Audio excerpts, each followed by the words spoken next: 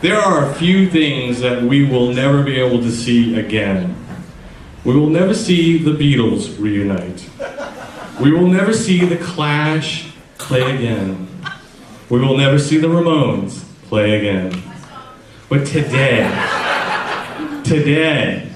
Rock and Fire Explosion is outside! It's unbelievable! We have a lot of very special guests. Brett, can you come up? Brett is the director of Rock and Fire Explosion. Can I just get him to come up and say a few words?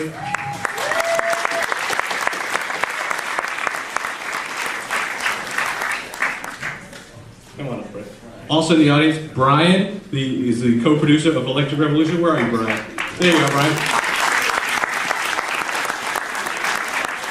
So after the show, please stick around. There's going to be a Q&A. We've got a lot of special guests. Please stick around for that. Brett, can you say a few opening words? Yeah, sure. I just want to thank everybody for coming out on their Sunday. I know, there's a lot of stuff to do on Sunday, even though it's rainy.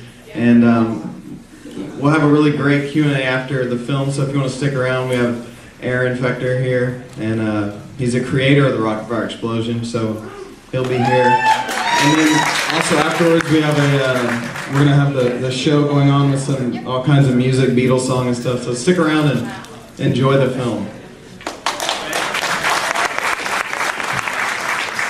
Enjoy. More questions? Who did the Hello Sunshine programming, Super Animals? Was that for you guys, or was it just, whose idea was to make that? Yeah, that was that was one of the first things that me and Brad talked about, was we wanted to end the film with a last show, and he's a big Super Furry Animal fans, and he actually contacted them, and we got with them about doing that, and he actually wrote, choreographed that whole thing, scripted it, and then sent it to Chris Thrash, and then Chris Thrash programmed it. Awesome. How long does it take to program a song? She asked how long does it take to program a full song, a show. Of course, it depends on how precise you get the movements. But typically, what ends up happening for me is that I'll spend 2 weeks, day and night, working on a show. Yeah, it's a huge process. Every eye that opens, every arm that moves, anything that happens, he has to program it in. So it's very meticulous, and it takes a very long time. Go ahead, Randy.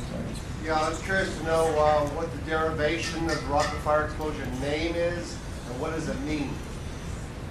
Okay. This brings back memories of when we were naming the show, and we were getting a lot of advice, a lot of suggestions on what we should name the show. And I have to tell you, I was inspired by a guy whose name I can't remember. The guy that coined the word rock and roll. Who was that? Who? Alan Freed. Alan Freed, yeah. Alan Freed coined the word rock and roll, and I said, okay, well, this is my chance to do an Alan Freed thing. And I said, okay, well, the word rock's got to be in it. Okay, that's a given. Okay. And then something explosive has to be in there. And of course, fire, you got to have fire. So basically, it was a collision of all the words I thought really represented our spirit back in the early 80s, and all the musicians who were working with me at that time, we all felt like, it needed to be something explosive. Now, we did get a lot of ribbing for the name, for a few years. And it's funny now, it seems like the right name, but for a while, people said, why didn't you call it something simpler? And I remember Bob Brockett actually had an idea. He says, the day we were having our decision of what we're going to name the band, he says, I've got it. And I said, what is it, Bob? What have you got? He says, Echotronics. I said, no, Bob, no, not Echotronics. No, sorry. That would be a big fail.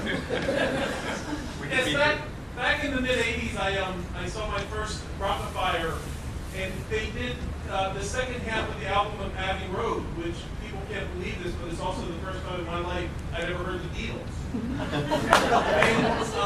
what I'd like to know is, did you have any problems getting that from copyright? Did you have to pay for that? And if so, royalties, and how did all that work? Well, that's before the days that anybody worried about stuff like that.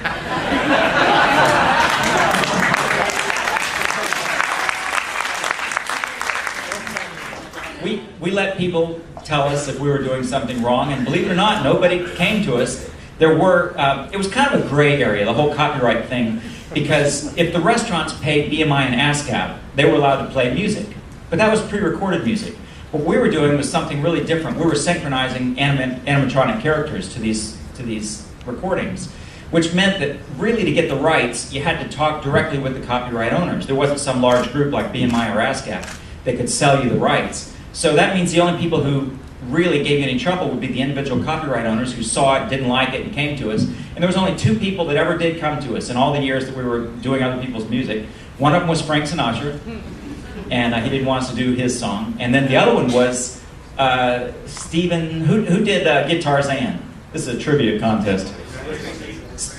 Ray Stevens. Ray Stevens. And I'm not sure if it was Ray or whether it was somebody on his organization, but somebody didn't want us doing Guitarzan. We did negotiate that one out, though, and we did get to keep Guitarzan, and that would cost us $100.